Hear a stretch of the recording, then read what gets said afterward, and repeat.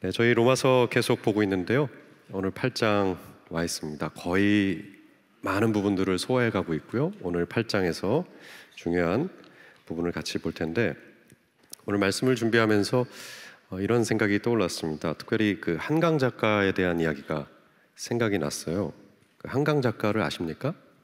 네, 채식주의자, 소년이 온다, 작별하지 않는다, 이런 작품으로 잘 알려진 작가인데 최근 노벨 문학상을 수상하면서 세계적으로 더 알려졌죠. 그분의 작품을 읽어보신 분들이 얼마나 계신지 모르겠어요.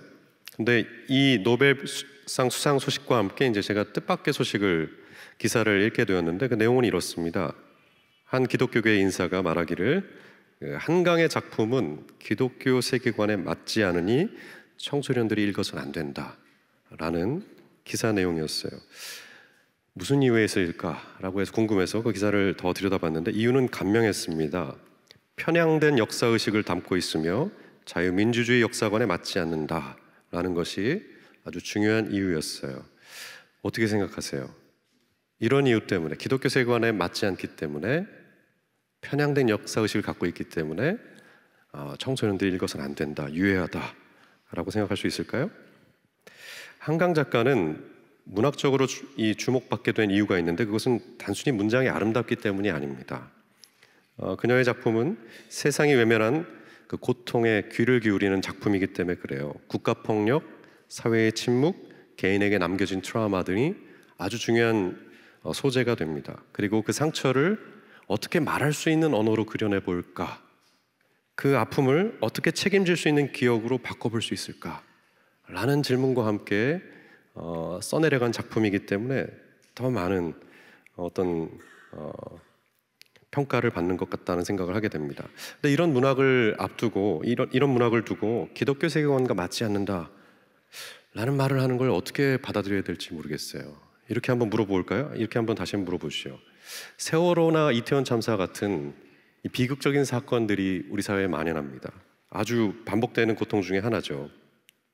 이런 고통 앞에서 기독교 신앙은 무엇을 해야 할까요? 여전히 그 고통이 잊혀질까 두려워하는 사람들, 슬픔 앞에 울부짖는 사람들, 그들 곁에서 예수의 복음은 무엇을 하라고 말씀하신 것 같습니까? 만약에 기독교 신앙이 고통을 회피하고 침묵하거나 여러 정리된 말들로 포장하려 한다면 저는 그것은 복음이 아니라는 생각을 하게 됩니다.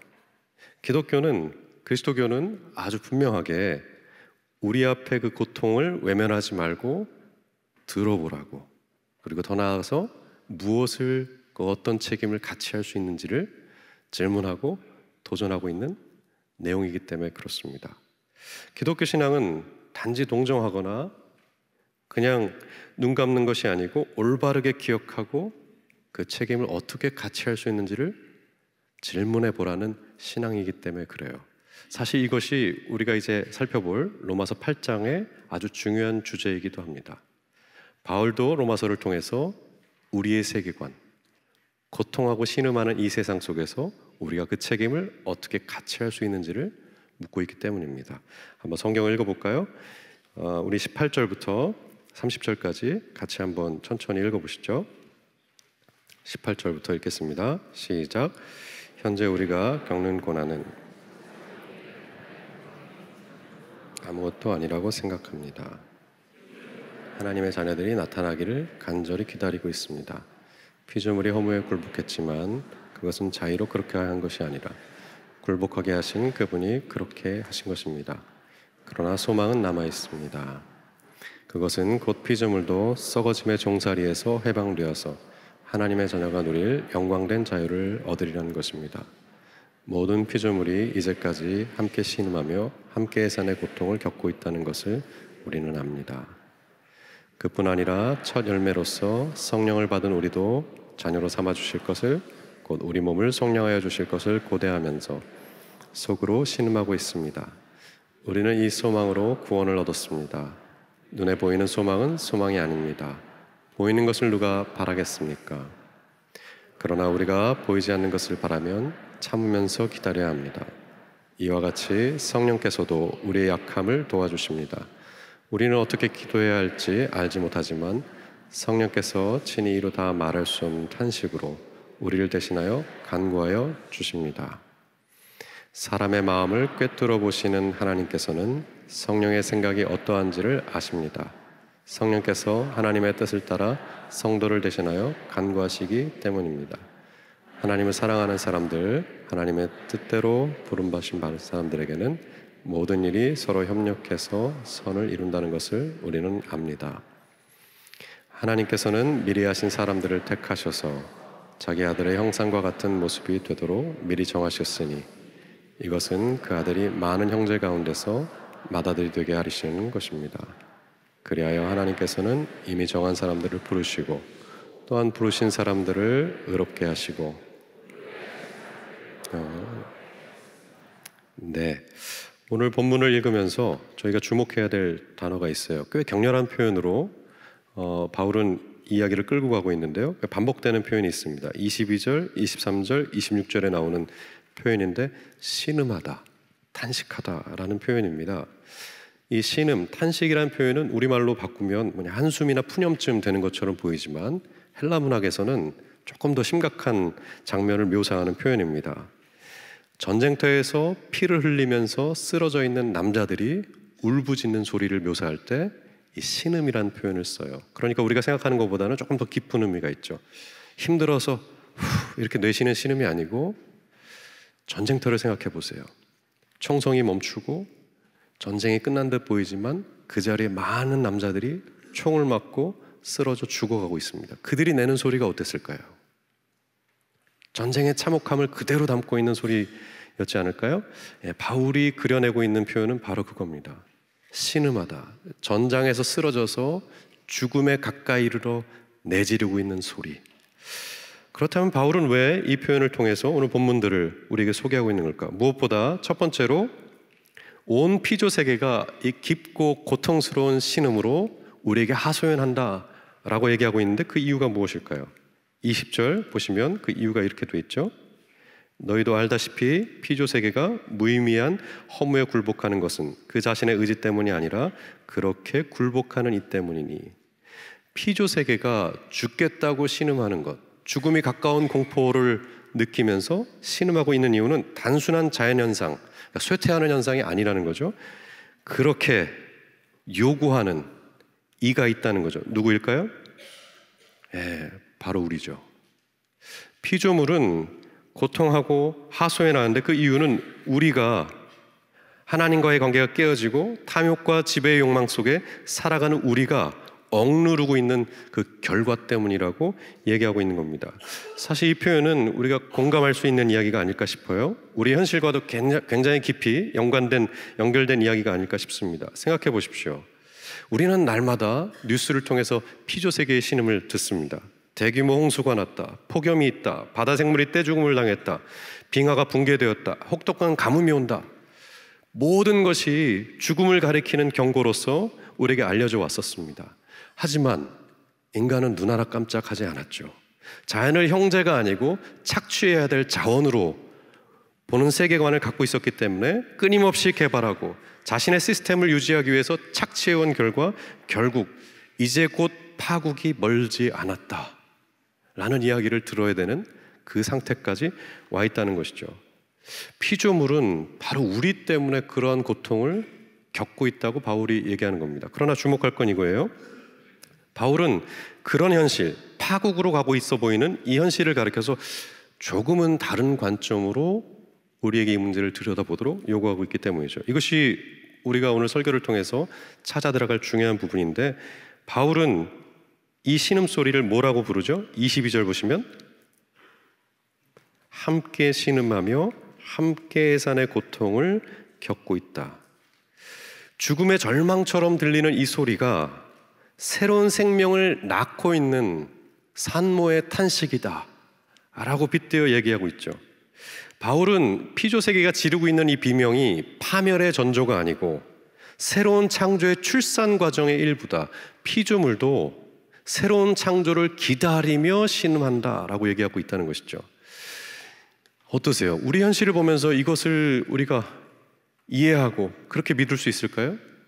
피조 세계가 내지르고 있는 이 어떤 이 탄식과 함께 정말 새로운 창조가 가까이 오고 있다라고 생각이 드세요? 아니면 파국이 멀지 않았다는 생각이 드세요? 아무래도 그렇게 긍정적으로 생각이 들지 않죠. 그러나 바울은 이 아주 중요한 명확한 관점을 갖고 있는 거예요. 지금 이 시간은 파멸로 가고 있는 그런 시간이기보다 새로운 창조의 출산이 이루어지는 과정이다. 우린 그것을 같이 기다리는 중이다. 어떻게 그럴 수가 있을까요? 바울의 전제는 명확합니다. 19절부터 21절 요약된 부분을 한 번 더 보시죠. 거기 이렇게 되어 있습니다.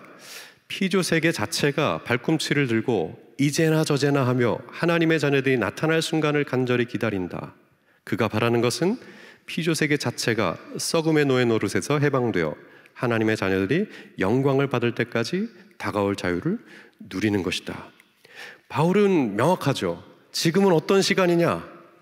피조 세계가 죽겠다고 아우성을 치지만 이 시간은 어떤 시간이냐? 기다리는 시간이다. 하나님의 자녀들이 영광을 입고 하나님의 형상을 회복한 사람들이 이 땅에 출현하고 그들이 온전히 회복될 때 온 피조 세계도 회복돼야 하는 바로 그때를 기다리는 시간이다 라는 전제를 아주 명확하게 갖고 있죠. 맞아요. 성경은 일관되게 이야기를 하고 있습니다. 이것이 기독교 세계관입니다. 우리는 완성을 향해 가고 있다. 한번 그림을 보실까요?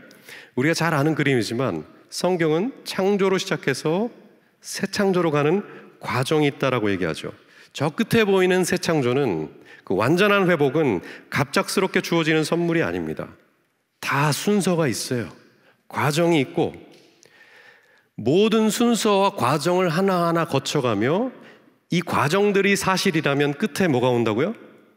새 창조가 오리라는 것이 성경의 중요한 진술이고 중요한 전제이고 중요한 세계관인 거죠. 그리고 중요한 것은 이 끝에 우리 영혼만을 구하는 게 아니고 온 피조 세계를 한 번에 회복하신다는 구속의 서사를 갖고 있다는 것이죠. 그리고 놀랍게도 우리는 이 구속의 서사에 어디쯤 와 있는 거죠? 교회 그 다음이니까 거의 끝자락에 와 있다는 것이 성경의 진술입니다. 그렇기 때문에 이것을 기억해야 돼요. 이 중간에 마지막을 향해 가는 이 시간이 어떤 시간인가? 회복을 기다리는 시간이 어떤 시간인가? 라는 질문 속에서 23절 보실까요? 23절은 중요하니까 같이 한번 읽어보시죠. 같이 읽겠습니다. 시작.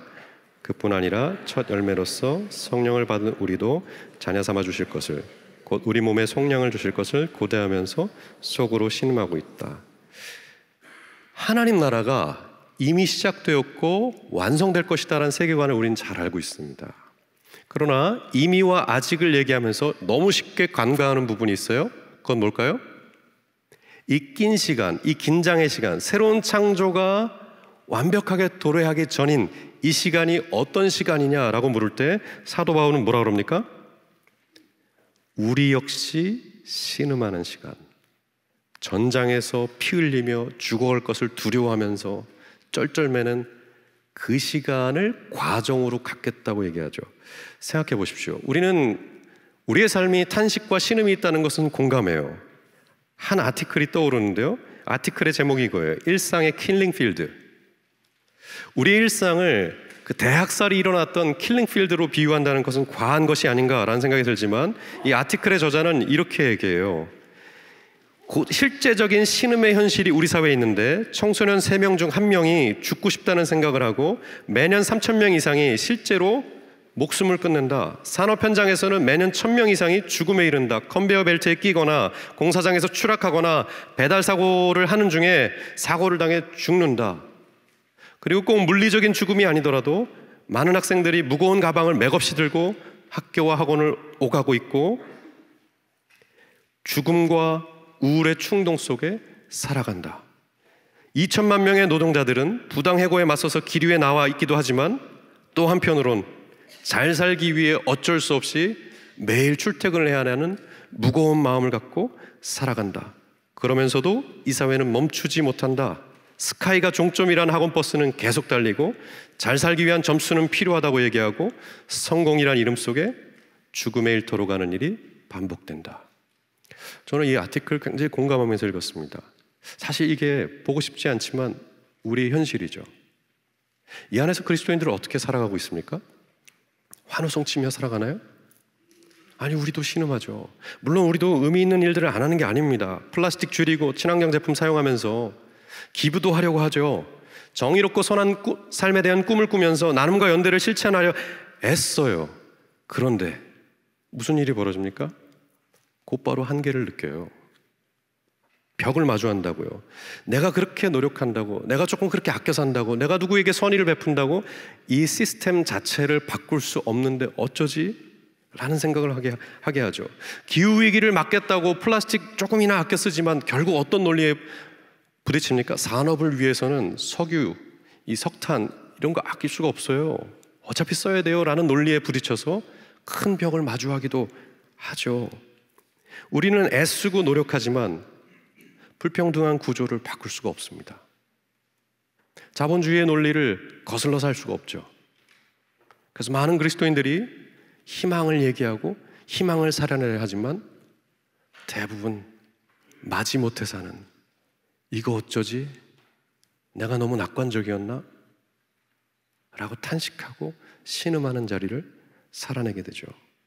예수가 걸어가신 길, 폭력을 거부하고 약한 자들과 연대하는 길, 그거 너무 꿈 같은 이야기인데 이 현실을 살아보니까 말이야, 겨우 살 뿐이지 그게 차이를 내지는 못하던데 어쩌지?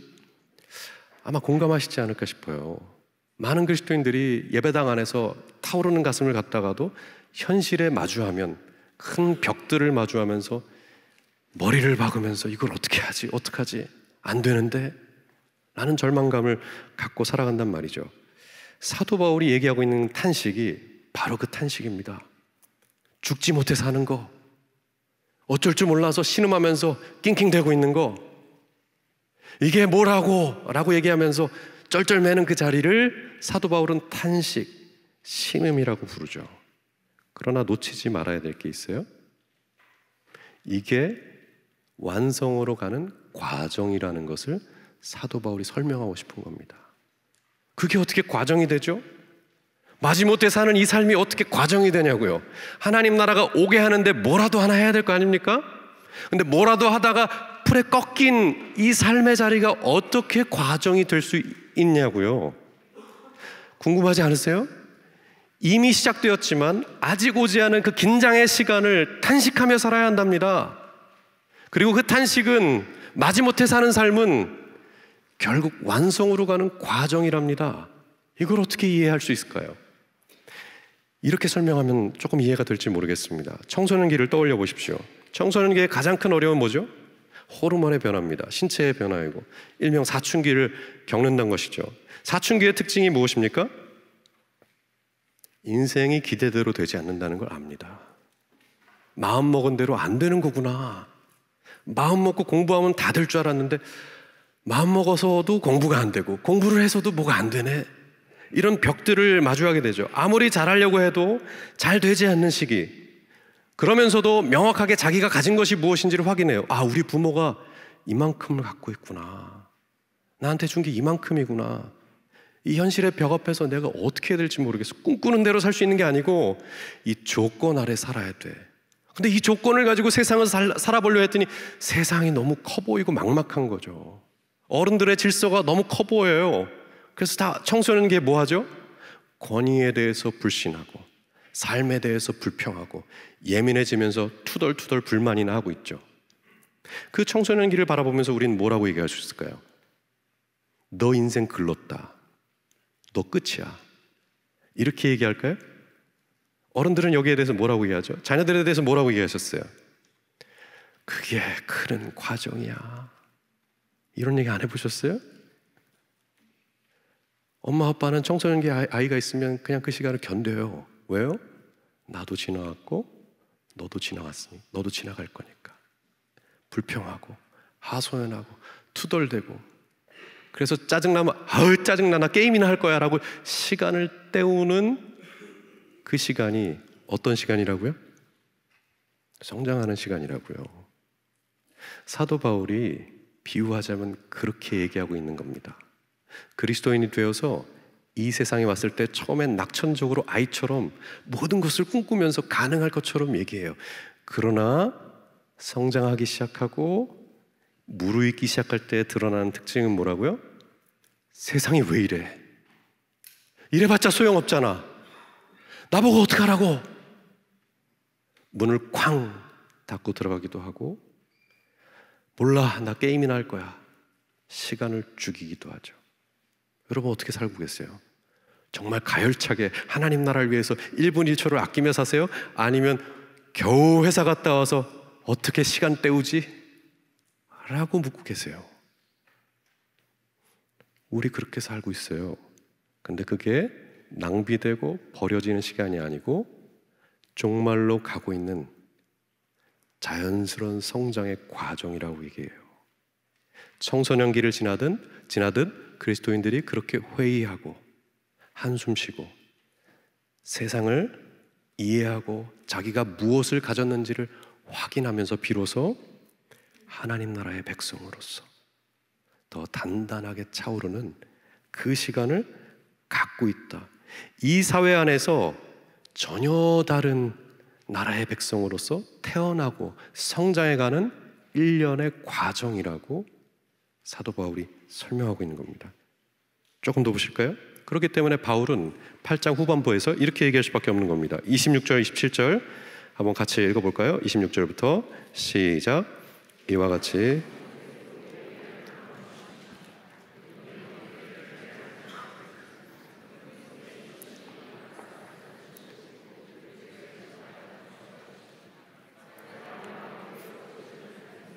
성령의 생각이 어떠한지를 아십니다.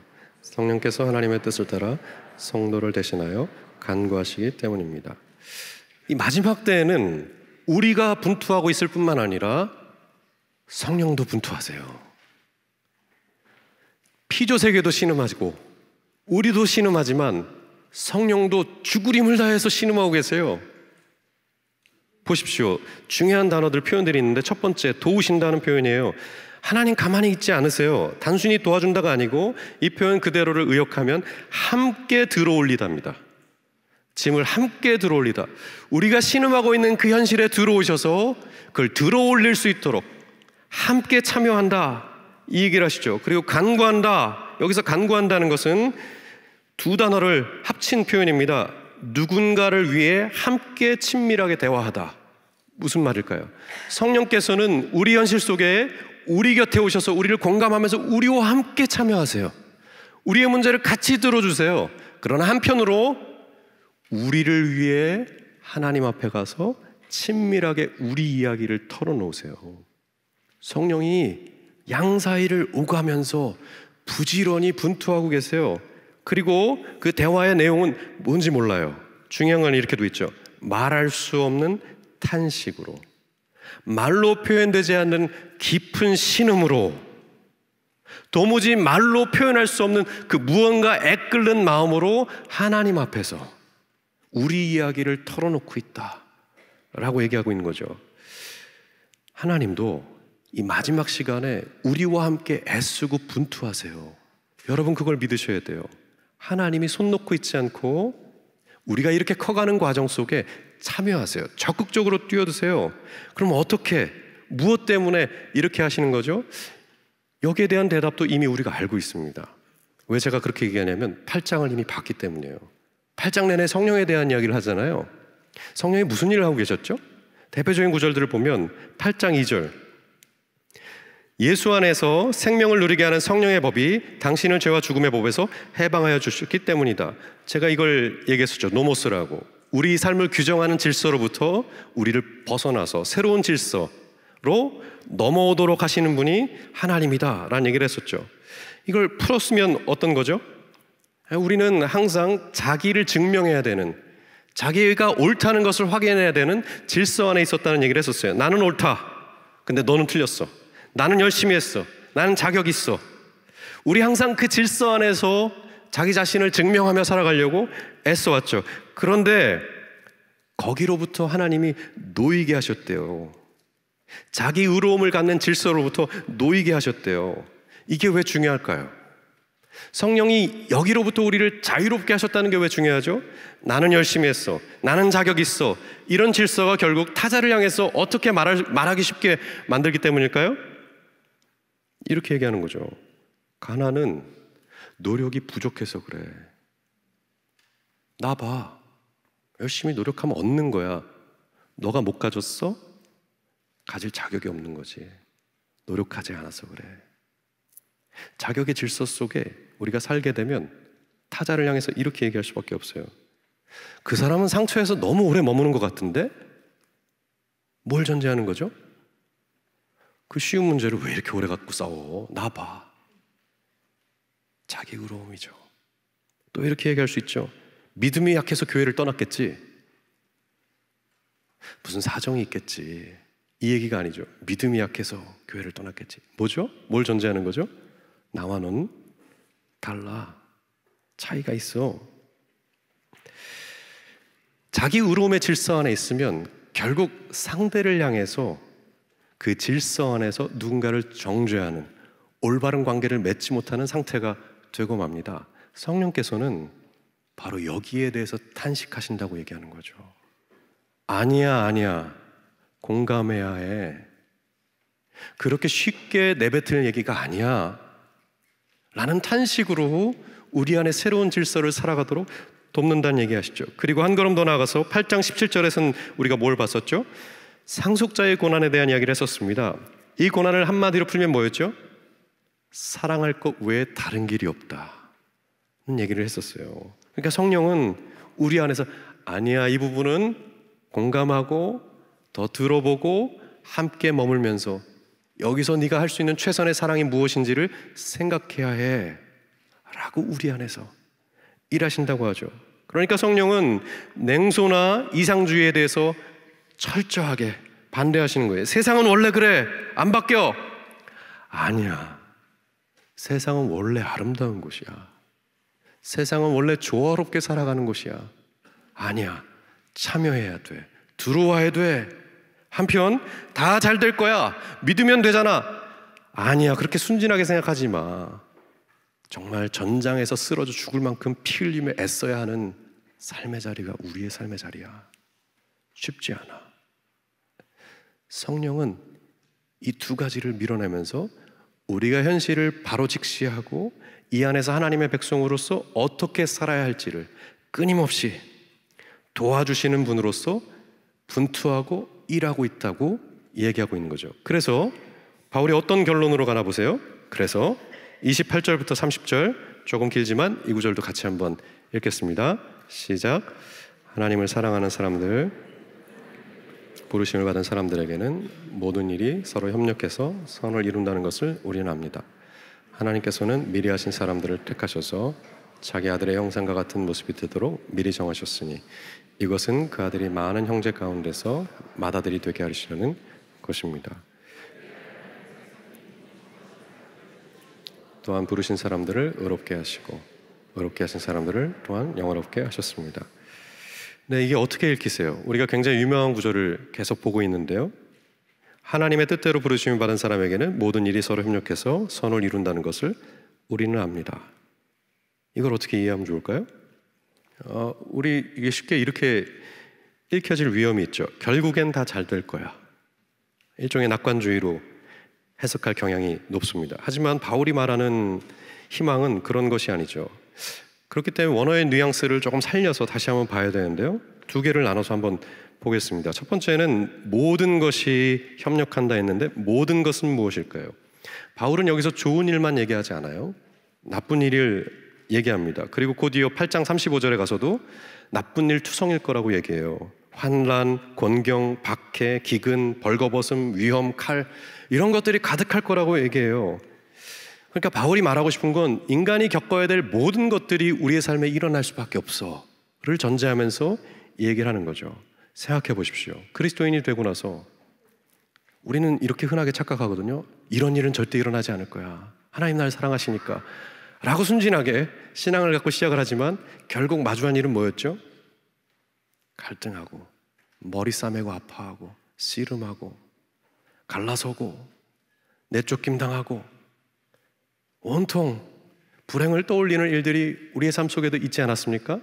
맞아요. 사도 바울이 그 얘기하는 거예요. 그 모든 일이 일어날 수 있고 실제로 일어날 것이다. 두렵지 않으세요?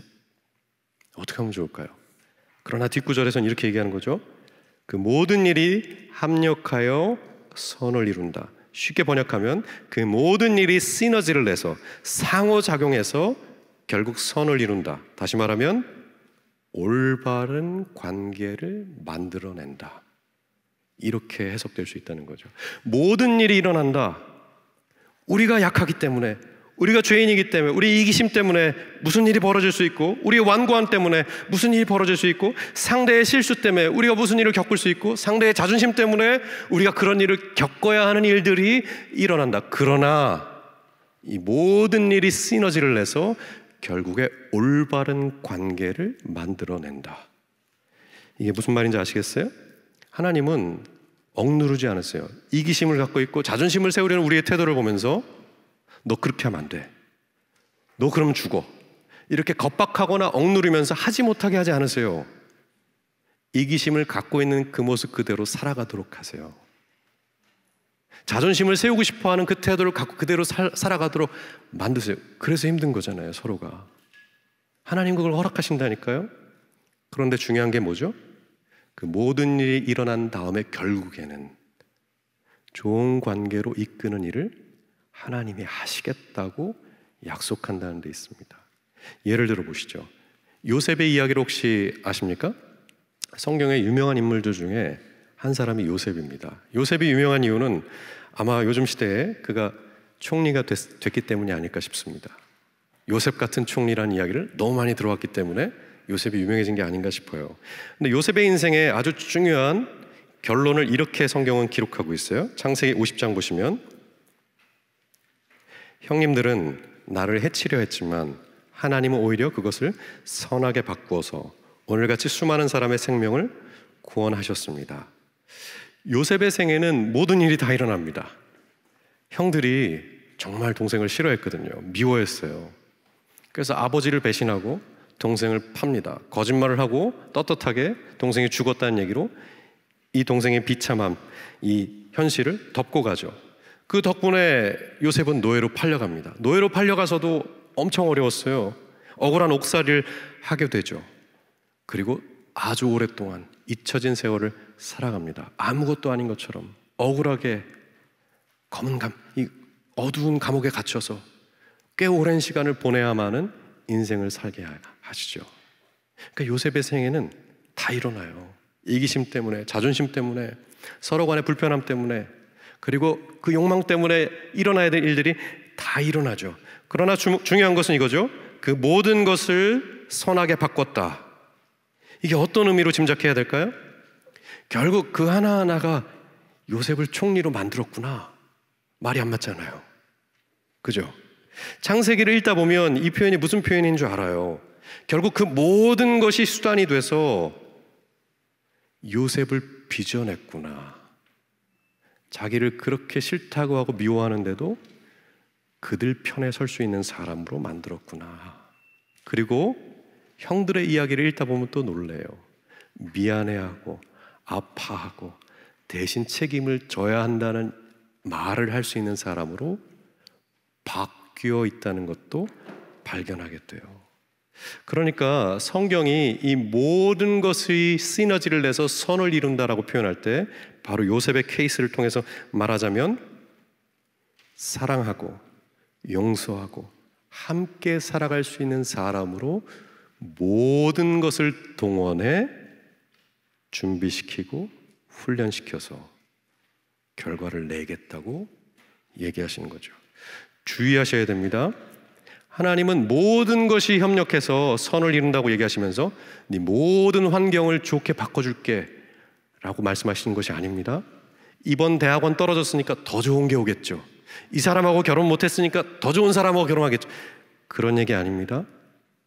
그 조건과 환경에 대한 것이 아니고 결국에 우리를 변화시키고 우리의 성품을 회복해서 함께 살아갈 수 있는 사람으로 변화시켜 가신다는 게 하나님의 뜻이죠. 그래서 마지막 구절은 어떤 신학자들은 이렇게 번역해요. 제가 설교 안에도 써놨지만 저는 이 번역이 너무 좋아요. 이 번역이 뭡니까? 한번 보세요. 어떤 번역이죠? 모든 믿는 자들과 함께 모든 일이 합력해서 선을 이루게 하신다. 왜 이렇게 번역해도 괜찮을까요? 결국엔 우리가 함께 살아갈 수 있는 사람들로 단련되고 훈련되어 공감하고 아파하고 머물 수 있는 사람이 되었기 때문에 모든 사람이 겪고 있는 탄식과 신음에 같이 하면서 결국에 좋은 결과를 만들어내는 그런 새로운 창조, 새로운 질서가 가능해졌다라는 맥락에서 그렇게 번역해 볼 수도 있는 거죠. 맞아요. 성경이, 바울이 말하고 싶은 게 이겁니다. 결국 우리는 어떤 시기를 살고 있냐? 대답해 보세요. 우리 어떤 시기를 살고 있죠? 마지막 시기, 이미 시작되었지만 아직 완성되지 않은 시기를 살고 있어요. 그것이 우리의 세계관입니다. 이 땅은 파국으로 끝나지 않고 새로운 창조를 향해서 나아가고 있는 중입니다. 그러나 그때 잊지 말아야 될 것은 무엇일까요? 그 마지막 때를 우리의 온전함을 위해, 우리의 회복을 위해 최선을 다해 일하신다는 거죠. 그것은 무엇입니까? 함께 살아갈 수 있는 사람들로 빚어가시는 시간으로 이 시간을 쓰겠다라고 얘기하고 계신다는 겁니다.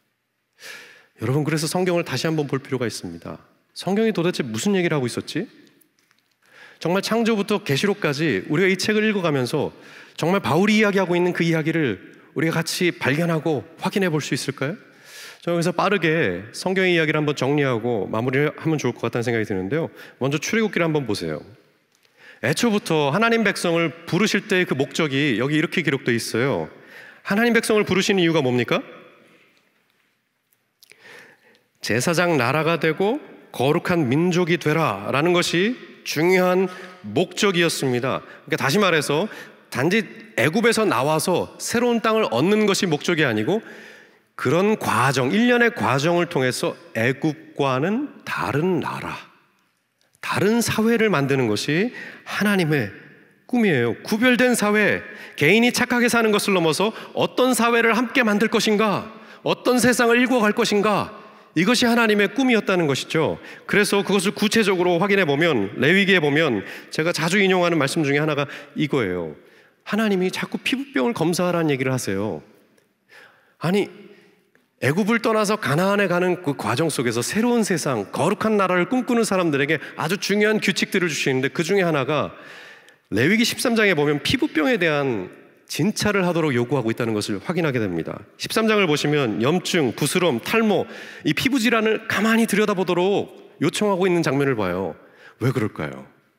별거 아니잖아요. 연고 바르면 끝날 일이잖아요. 물론 뭐 탈모는 힘듭니다. 이거는 어떻게 할 수가 없잖아요, 지금. 그걸 왜 자꾸 들여다보라 그러죠? 이유가 뭘까요? 이게 위생에 대한 규정처럼 보이지만 사실 이 규정을 통해서 공동체의 비전을 그려놓고 있는 거죠. 감염이 의심되는 사람은 진찰해야 된다. 그리고 7일 동안 격리해서 퍼지지 않으면 공동체로 돌아올 수 있도록 해야 한다. 생각해 보시오. 어떤 사회가 이렇게 합니까?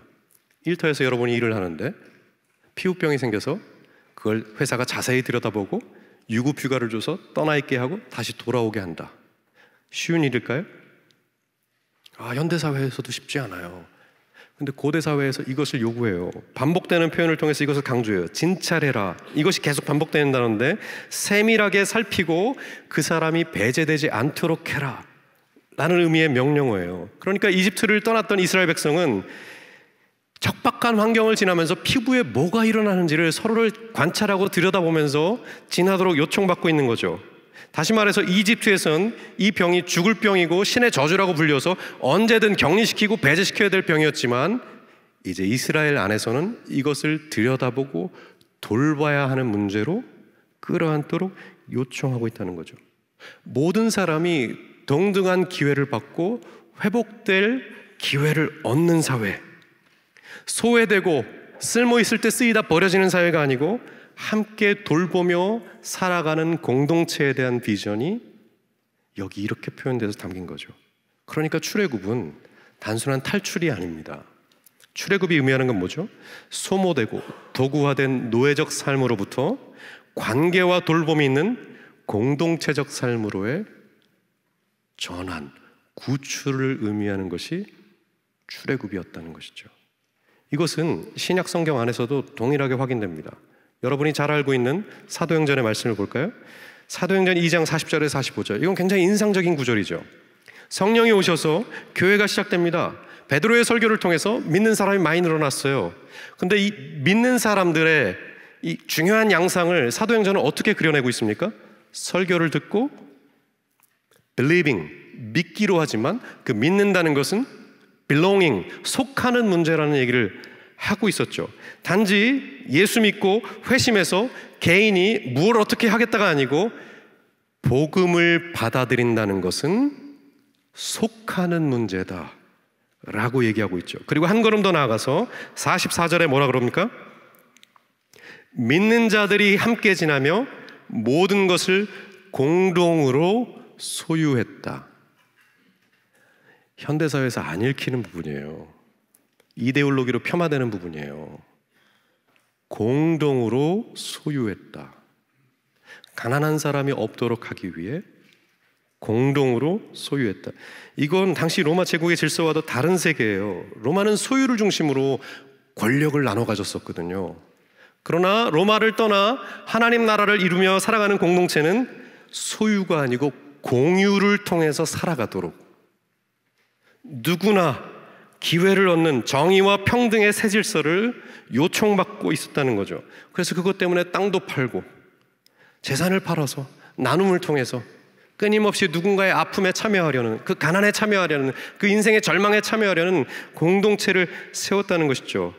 이게 중요한 이유가 있다면 뭘까요? 초기 교회를 이렇게 소개하는 이유가 있다면 뭘까요?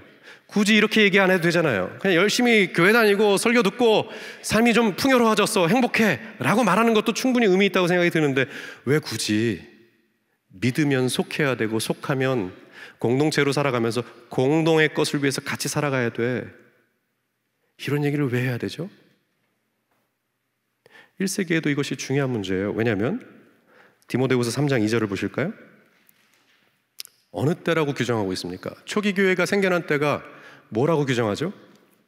말세입니다. 마지막 때. 마지막 때에 사람들이 어떻게 살아간다고 얘기하죠? 자만하고 교만하고 뽐내며 돈을 사랑하며 살아간대요. 정확하게 현대인들도 공감할 수 있는 표현들이죠. 돈을 사랑하는 이유가 뭘까요? 돈이 많으면 다 내 세상처럼 살 수 있기 때문이에요. 돈이 있으면 모든 것이 가능할 것처럼 믿을 수 있기 때문이죠. 돈으로 나를 지키고 돈으로 무언가를 계획하고 결정할 수 있다고 믿기 때문이죠. 돈을 사랑하는 이유는 그것이 곧 자립이자 성공이기 때문에 그렇습니다. 1세기에 이것이 풍토였다니까요.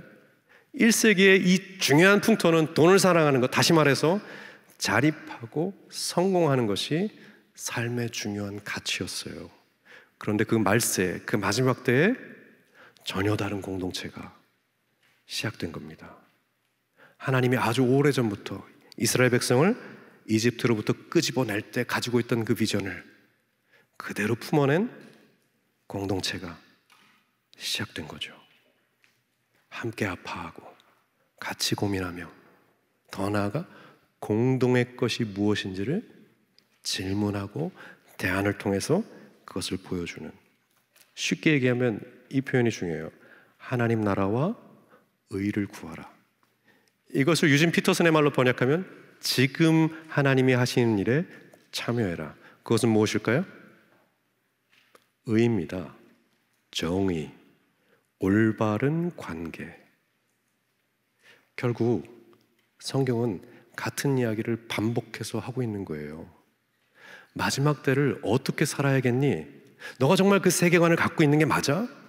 그럼 그 세계관을 갖고 있다면 공동체로 사는 것, 다시 말해서 성령이 주는 탄식 가운데 쟤도 힘들구나, 뭐가 그렇게 힘들까?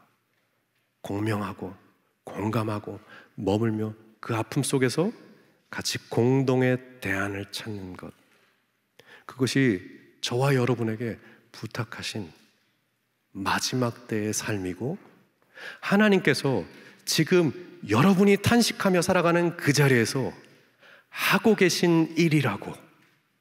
이건 아멘 한번 해야 될 것 같아요. 하나님이 지금 여러분의 삶에서 일하세요. 정말 그렇게 믿으셔야 돼요. 그건 다른 게 아니에요. 올바른 관계를 맺을 수 있도록 탄식하면서 우리를 묶고 가세요. 그렇기 때문에 여러분 진지하게 질문해 보세요. 성경은 지금 답을 내자고 얘기하는 게 아니고, 그래 힘들지, 네 탄식이 뭐니? 애 키우면서, 부모 돌보면서, 일터에서 그렇게 수고하면서 네가 겪고 있는 그 고통이 뭐야? 그거 헤아려야 한다. 그걸 질문해 봐야 돼. 그리고 그것을 가지고 네가 누구와 함께 같이 공감하고 애통해하며 네 마음을 나누고 있는지를 봐. 다시 말해서 뭐죠? 그런 공동체가 있니? 그리스도인이 된다는 것은 탄식하면서 정말 이 세상이, 이 현실이 이렇구나라고 그 현실에 대해서 올바른 시각을 갖는 것일 뿐만 아니라 그것을 같이 공감하고 아파할 수 있는 공동체, 지체를 갖는다는 말이야. 그리고 더 나아가서 마지막 때에 할 수만 있다면 부모를 돌보는 문제, 아이를 키우는 문제, 먹고 사는 문제, 집세를 해결해야 되고 부동산을 찾는 문제에 대해서 공동이라는 상상력을 가져봤으면 좋겠다. 공동육아, 공동지갑, 공동연휴, 이런 것들을 통해서 지금은 파국의 때가 아니고 저물어 가고 있는 시대가 아니고 새로운 것이 오고 있는 시대라는 것을 증언했으면 좋겠다. 이것이 로마서 8장을 통해서 사도 바울이 저와 여러분에게 건네는 중요한 도전인 것입니다. 이 진리 앞에 이 한 주간 또 우리의 삶이 진실하게 응답할 수 있기를 기도하겠습니다. 잠시 침묵하겠습니다.